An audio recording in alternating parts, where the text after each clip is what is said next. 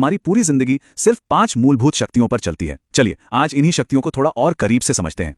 और देखिए, यही इस पूरी बात का सार है। सद्भाव का मतलब है सेहत और टकराव का मतलब है बीमारी।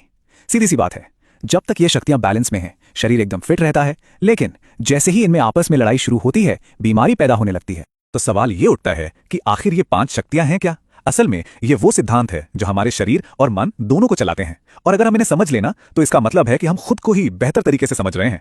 तो चलिए सबसे पहले बात करते हैं उन 3 शक्तियों की जो हमारे शरीर को चलाती हैं। आयुर्वेद में इन्हें दोष कहते हैं, और ये सिर्फ एनर्जी नहीं है, बल्कि ये हमारे शरीर के काम करने के, आप कह सकते हैं, बेसिक प्रिंसिपल्स हैं। तो सबसे पहला है वात, यानी मूवमेंट की एनर्जी। शरीर में जो भी हलचल हो रही है ना, चाहे वो पलक झपकाना हो, सांस लेना हो या फिर दिल का धड़कना, सब कुछ वात की वजह से ही है। और जब इसका बैलेंस बिगड़ता है तो मन में एक बेचैनी और चिंता सी महसूस होने लगती है। इसके बाद आता है पित्त। ये है हमारे शरीर की मेटाबॉलिज्म वाली आग। ये सिर्फ खाना ही नहीं पचाता, बल्कि हमारे विचारों और इन्फॉर्मेशन को भी प्रोसेस करता है, उन्हें ज्ञान में बदलता है। और जब पित्त बढ़ जाता है ना, तो ये जलन और गुस्से के रूप में बाहर आ सकता है। और तीसरा दोष है कफ, जो शरीर को स्ट्रक्चर और स्टेबिलिटी देता है।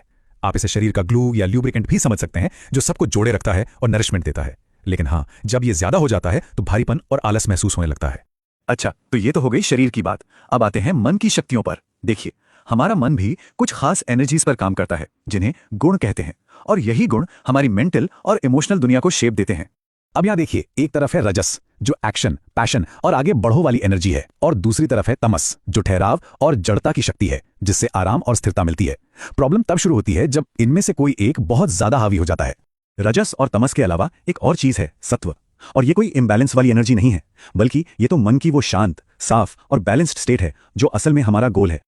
ये वो सेंटर है जिसके चारों ओर रजस और तमस घूमते रहते हैं।